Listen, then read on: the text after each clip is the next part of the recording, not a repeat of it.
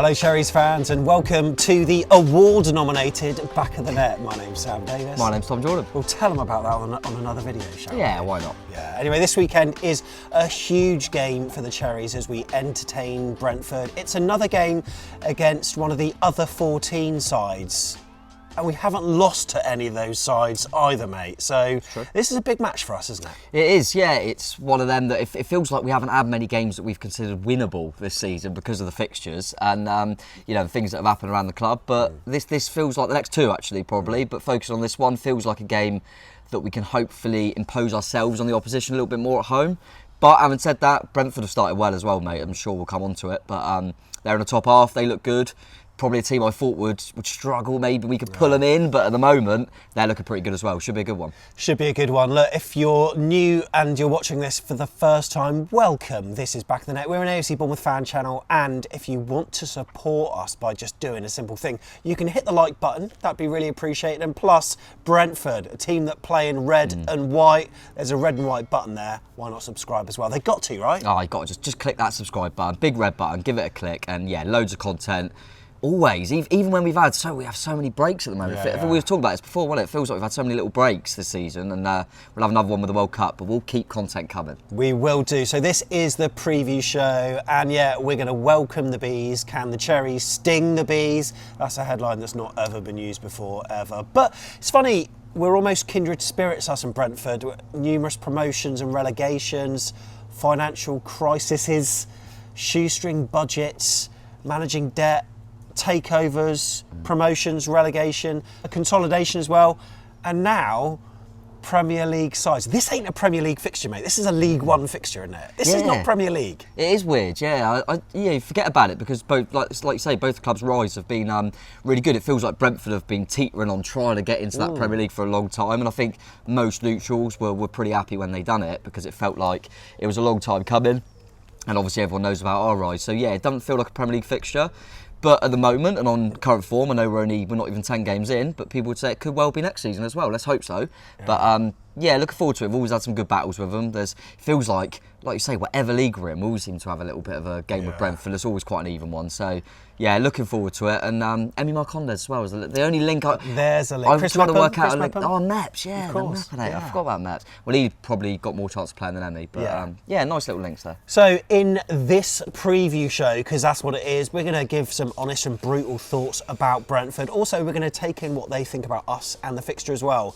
Plus, Tom is going to predict both sides as well. Plus, of course, we're going to do some housekeeping, find out all the team news and all that jazz as well. But firstly, let's take a look at the league table. And Tom, we predicted at the start of the season that we thought second season syndrome. Look, it's early days. They've got 9 points from 7 games, but they're looking all right. And along the way, they've had some massive wins as well, haven't they? They have. I think the main consensus with a lot of people, not just us, I think they were thinking, you looked at Brentford's form last season, it seemed to benefit with Christian Eriksen's signing, and when he went to Man United, I thought they're going to struggle.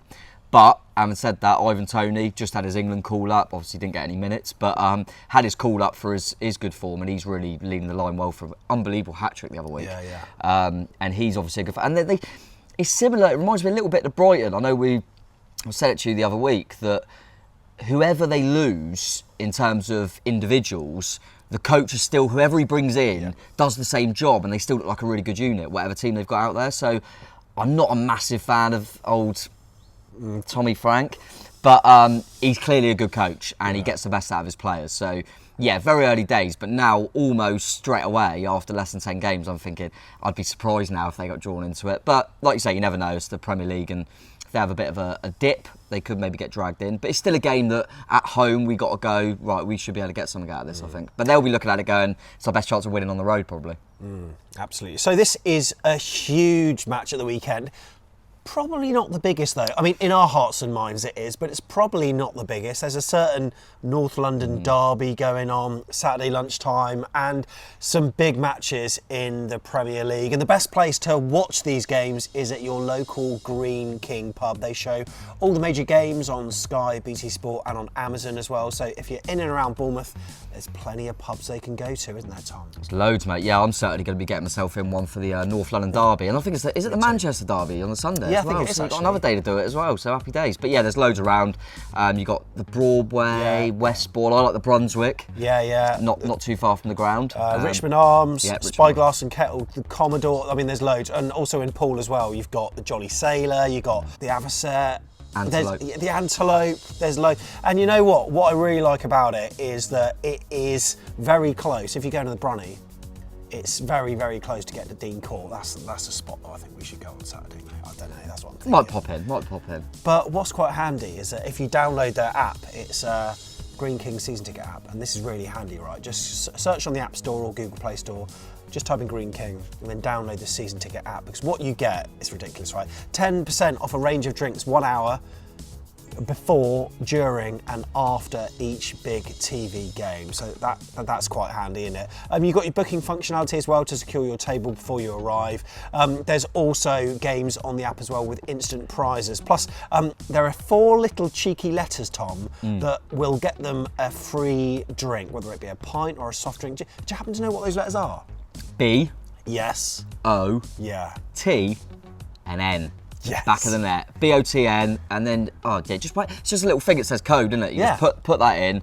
Free pint. Yeah, free drink. It could be a Coke. It could be, pint, what? Yeah. Yeah, any free drink. Yeah, great. Superb. So yeah, download the season ticket app. It's really useful. But when you do sign up, type in BOTN on the promotion code and then click the offers section, and you'll see some really good offers. The other day it said £5 off any £15 spend. So that's ridiculous as well. So there's loads in there. Just head to your app store and download the season ticket app from Greene King. If you can't make it to a game, make it to a Greene King pub. It's your home of pub sport. It's where the fans go.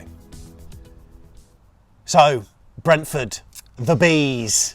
As I said earlier, no second season syndrome for them, but they're a side that have really adapted well to the Premier League, and they've got a very different way of doing things, haven't they? Because they ditched their academy, didn't they? They did, yeah. They've got an incredible scouting network, and it's called Moneyball. We'll talk more about that later on in the show. But you know what? You have to admire the way they've tackled the Premier League, and they've done it really well, not giving up their philosophy and playing some really good, exciting football on the way. Reminds me a bit of us back in 2015, mate. Took the words out of my mouth, mate. Yeah, seems very reminiscent of that and us under Eddie and that philosophy and that, this is how we play, this is how we're going to do it. And yeah, I mean, I think everyone knows in terms of the recruitment, it's been sensational. I mean, I just briefly mentioned Ivan Toney there, but you can go back so far on the centre forward. They lose their best centre forward, and the one they then bring in, they've almost got a plan in place that when this player eventually moves on, this player will come through. I think Neil Maupay was with him. He's just moved on again, hasn't he, to Everton from Brighton. He was one they had. They've had Ben Rama, they had Ollie Watkins. Even before that, I think they had like Hogan, and I'm trying to I think they had Andre Gray. Like You can just keep going back, and they've always had a top striker. And the recruitment and everything at the club has been really good with that. And you could even say that with the management now, with Thomas Frank, who no one really knew of, and they've pulled him out of nowhere, and he's done a really good job there. So yeah, they're definitely a well-run club, and a club that I think a lot of teams that are coming up, I feel that we were one of them as well at one point, and hopefully we'll get there again, that smaller clubs from the Championship that come up will look at these sort of models. So yeah, and it's one that focuses on long-term sustainability rather than short-term goals. And they've got a brand new stadium, mate, so we're going to be visiting it later in the season. But what was it, 17,500 capacity? Looking forward to going there. So they've got a nice home as well, one up on us already. Yeah, they have managed to do that one. I did like their old stadium, to be fair. But yeah, really looking forward to going to that, because obviously it's the only one that none of us could have been at from a board point of view. So yeah, looking forward to getting there. But yeah, I always like the old one, but then I like the fact that they've gone, right, we're progressing on the pitch, and let's do it off the pitch as well, and let's keep moving forward, and they're certainly doing that well. So yeah, credit to them. Yeah, so Matthew Benham, he's the brains behind this transformation, and he's an owner that's got a growing reputation in the game. And the other key development, I suppose, with Brentford over the last few years is the links that they've got to other clubs. One of which is I never know how to say this. FC Midtjylland. Yeah, the Danish. Yeah. I mean, they've been in the Champions League, haven't they? They have, yeah. Pretty sure they have, and also owned by Matthew Benham as well. But yeah, operating in the Danish Superliga, and you know what? They've got this network, and they seem to be able to attract some really good players, and they've got They've got the manager that, whilst we said we wouldn't want to go out for a pint with him in our tier list, he seems to be getting the best out of them. It seems to be a really good fit, and sometimes you just have a really good fit for certain clubs in terms of managers, and he seems to be doing really well there. Fair play to him. Yeah, it just works, doesn't it? It works. He seems to get it, which is what you need when you're doing a project and a long-term vision like they are. You need a manager that gets it and buys into it, which he is. And then, yeah, like you say, the links over in Denmark are pretty impressive as well. I mean, if Wolves are a Portuguese side, these are certainly a Danish side, aren't they? As long as they keep away from Phil Billen, then I'm all for it. But they've brought in some players that you kind of feel are unheard of, or you don't really know much about, and then quite quickly you know about them, and that's credit to the recruitment, the coach, everyone at the club. So yeah, they're going in the right direction, mate. And there's I think a lot of football teams wouldn't mind being ran by Brentford at the moment. Yeah, it's certainly. It's a big help when you've got lifelong fans as your own, as it really is. But anyway, in October 2018, the decision was made to hire a certain Thomas Frank. In his first season in the Premier League, of course, as we know, they finished a creditable 13th place with 46 points, which is our highest points tally in the Premier League, and that finished. We finished 9th with that. Yeah. So yeah, they finished in 13th place. And look, this season in their away games so far, the Bees, they've had 2 draws and 1 defeat. So it's been a bit shaky. They drew in the first game of the season. That was a 2-2 at Leicester, which at the time looked a good draw, but now they're probably looking back on it thinking... I think they were 2 down in that as well. Yeah, they were. Yeah, they were 2 down. And then they lost 3-2 at their rivals Fulham, and also the second draw, that was against a London team as well. That was Crystal Palace, 1-1. At home, they have won 2, drawn 1, and lost 1 as well. But the wins that they have got, as we've alluded to, have been exceptional as well. It's a checkered record so far, but sometimes you've just got to be sort of like 60% good, and it doesn't really matter about the other 40%. And they just seem to be. I can't see them going down, mate. I can't. No, I can't. It's just a weird one, like you say, when you see them couple of wins, but then you go, yeah, but they got 5, was it, against Leeds, and then absolutely slapped up Man United, didn't they? I think that was when we were coming back from Man City. I remember coming back and seeing that scoreline, but. Yeah, I mean, the Arsenal defeat that they've had recently, Arsenal on a really good run. So, yeah, I mean, it looks a bit consistently inconsistent, but that will probably keep you up. They're in the top half. So, yeah, they're doing all right. On the road, maybe not so much, so they'll certainly be looking to try and pick up against us. But, yeah, they've looked good in most of the games. They've looked in most of their games, I'd say. Apart from that Arsenal game, I think they've looked good in all the games I've seen them anyway. So, yeah, I think at the moment the way they're going, they're certainly not going to be going down. They'll probably have a blip at some point. They did last season, and they come through that. So they're hoping to do the same again, I would have thought. With the whole model of being sustainable, do you think that promoted clubs from the Championship, maybe not the yo-yo clubs because they've got their own ways about going about things, but if there's a club that hasn't been promoted for a while, do you think they'll be looking at Brentford as more of a blueprint of how to deal with things in the Premier League rather than us, because we've got our kind of rich owner? Yeah, it's difficult, isn't it? I think most owners will probably be thinking if we can get up to the Premier League and not go absolutely mad with money, then happy days. But then equally, a lot of them it's getting that balance, isn't it? Norwich get criticised a lot for coming up and not doing enough. Yeah. And going straight back down. I think it's all about your recruitment and the people you've got around you, and if you can get the right bodies in, then you're fine. And I think Brentford's recruitment has just been incredible, and teams like Norwich, for example, as I mentioned, just the first one that comes to mind is their recruitment wasn't good enough, so they didn't spend enough money, and the players they brought in weren't good enough. But Brentford's have been. And at the moment, you're looking at the Nottingham Forest model and probably going, that doesn't look as good, does it? I mean, but let's see, it's early days, but I think it's certainly a way that most clubs would like to think they could operate. They're a really difficult side to hate, aren't they, Brentford? Yeah, I'd say really so.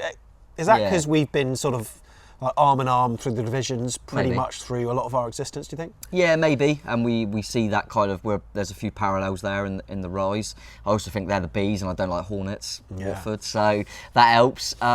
But yeah, no, they are quite likeable. I mean, like you say, see what the new stadium's like. The old stadium was really nice, and yeah, they are difficult to dislike. I don't really like the manager that much. That helps a little bit. Yeah. But yeah, they're a decent side. I think at the moment they're still quite.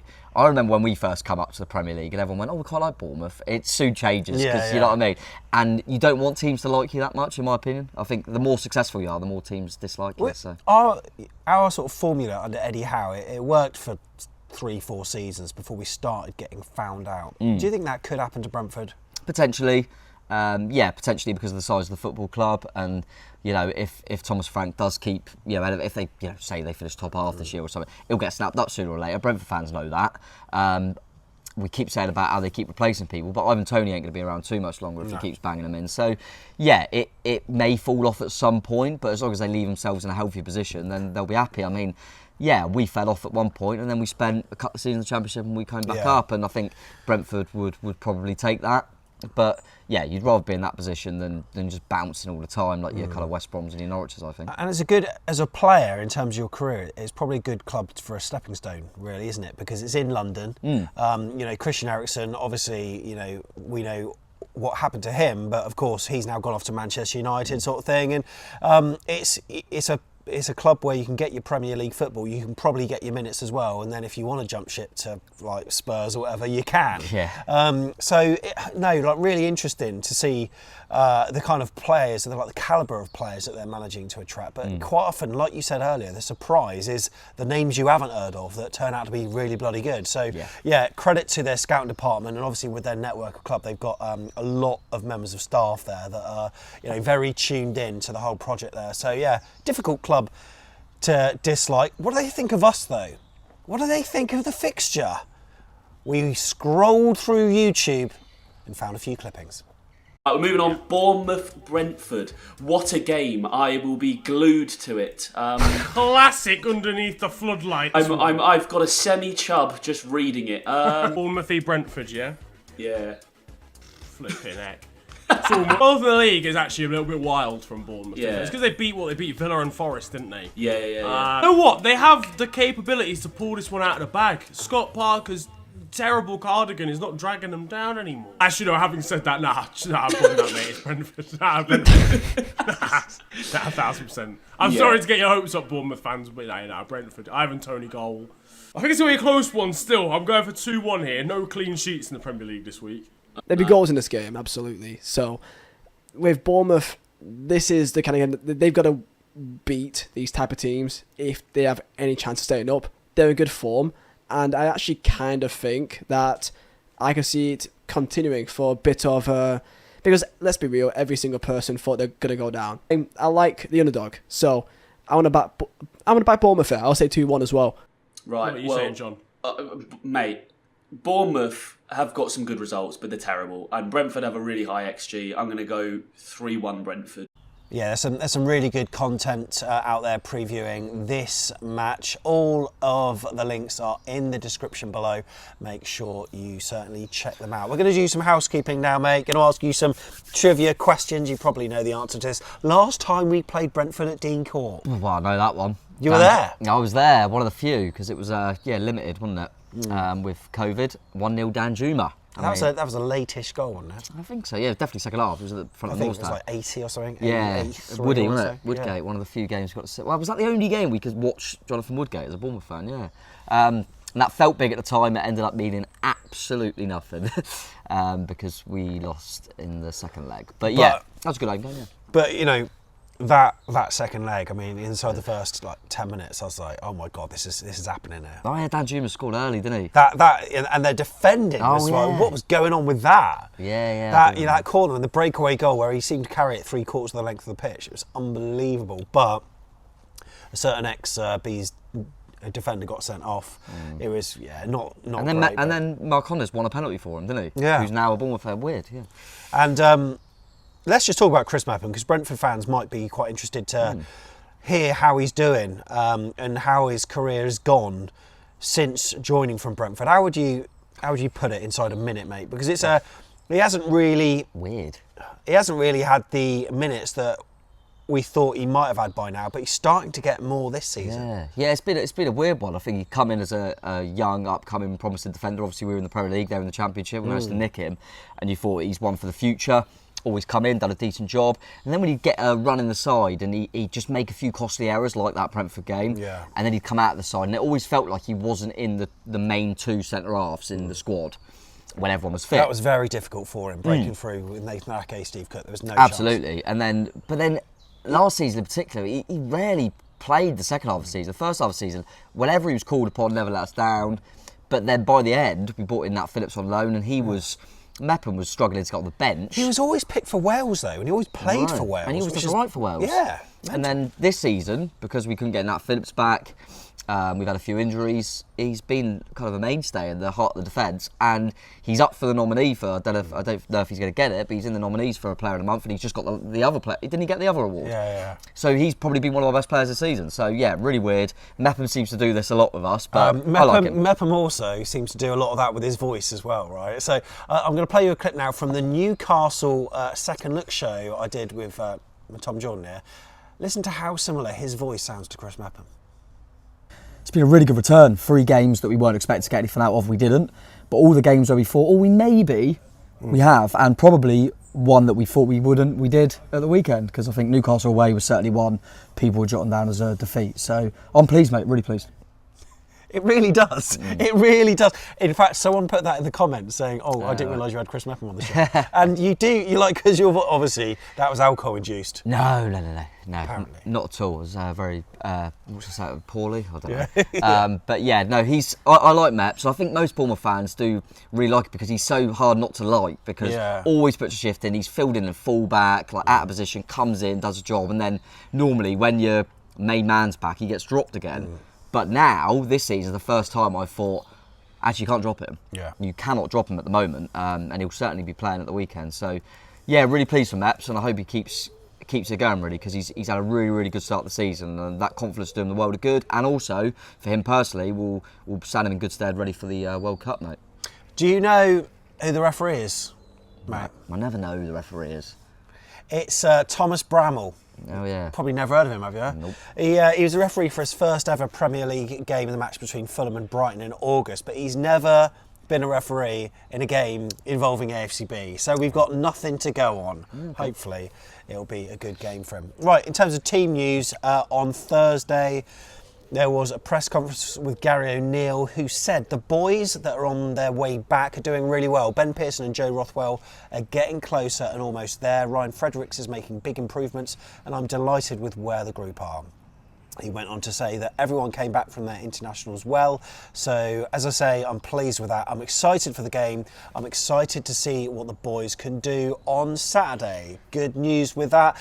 Brentford team news, the players out include injured Christian Norgard, Keane Lewis Potter and Ethan Pinnock as well, although no news as yet of players that have been on international duty that may have got injured, that may rule them out. We'll find out, of course, when the team sheet is named.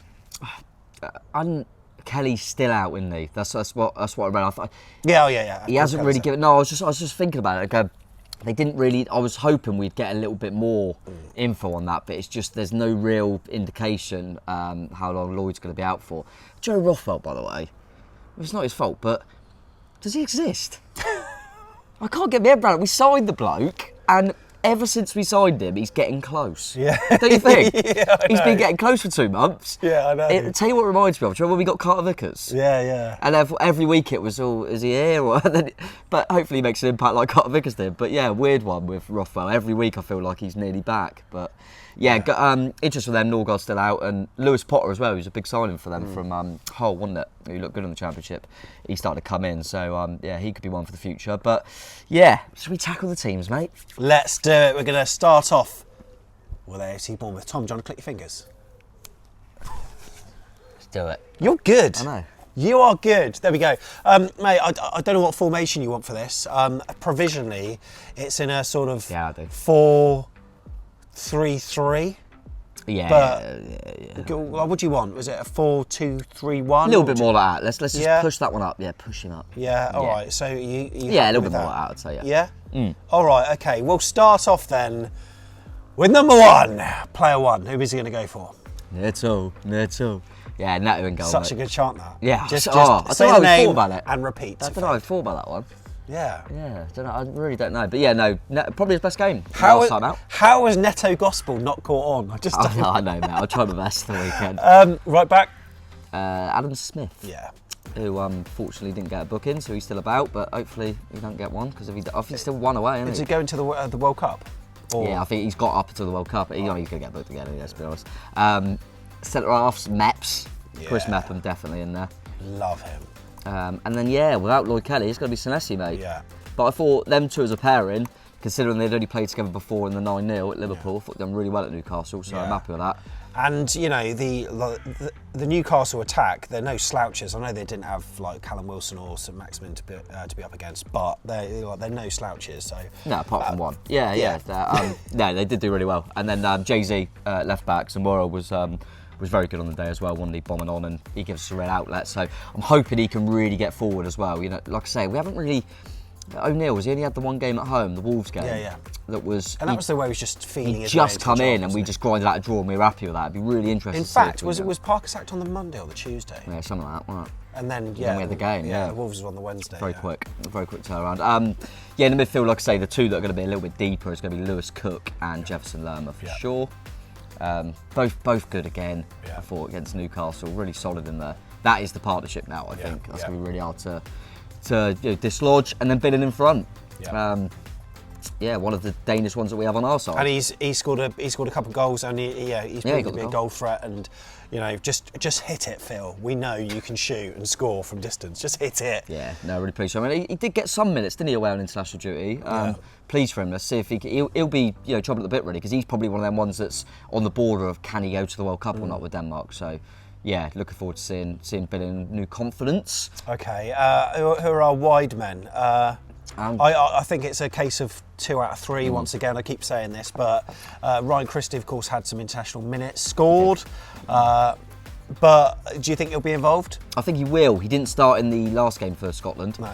And I think Christie and Tavernier will be the wide options. I think they're two that they really change in who plays which side. I actually think Christie will probably start on that left side and Tavernier will start on the right. He seems to have been doing that a little bit more. So yeah, I'm going to go stick with Christie and Tavernier. Would it be a massive shock if Anthony would have come in for Christie because of the international break? But I think he didn't start in the last game. Christie's a workhorse, he'll be fine. So yeah, him off the left and then Tavernier. But them two could obviously interchange quite comfortably. And Tavs has had a really good start to the season. So looking forward to seeing him again. And obviously the main man up top, Dom Solanke. So yeah, a bit harsh on Kiefer because he's a top player, but I think we're going to go unchanged for this one. But is Solanke the main man? Because he's been marked out of he had nothing at Newcastle. Absolutely nothing. I think away from home he's going to get isolated. Unfortunately, I think these are the games now. At home, and when we're on the front foot, can we get the best out of Dom? It's up to us, I think, to get the best out of Dom, and hopefully this is another one where we say it a lot, where Billing needs to get as close as he can to him. And hopefully we should have more of the ball at home as well, so hopefully that'll help Dom. But there's always that option, isn't there, to bring Kiefer Moore on and give him a partner. Yeah. So or even Christian Sadie if we bring him back. Just got player of the month for Shrewsbury. Scored some goals there as well. What a player! Let's do Brentford. Here we go then. Provisionally, this looks like it's in a 4-3-3, mate. Do you want this changed, or are you happy to? That'll do. Are you sure? Yeah, they have. They've toyed with a 3 at times, but they do tend to do that. So yeah, I'm going to stick with a 4-3-3, match us up a little bit, or we match them up. However you want to Okay then. So let's go for the goalie first. Raya. Yeah. In goal, I think he might still be my fantasy football keeper. I might have to take him out. Good goalkeeper though. He's been really good for him. So yeah, him in goal, and then across the back 4. Hickey. He's good, isn't he? Yeah, very good player. Would obviously know Ryan Christie very well. So it'd be interesting for them to battle up against each other, two Scottish lads. But yeah, he's been good for him. Pontus Jansson, ex-Leeds, so might get a bit of grief if any of our fans remember. And Ben Mee, who I think was a really, really shrewd signing for him.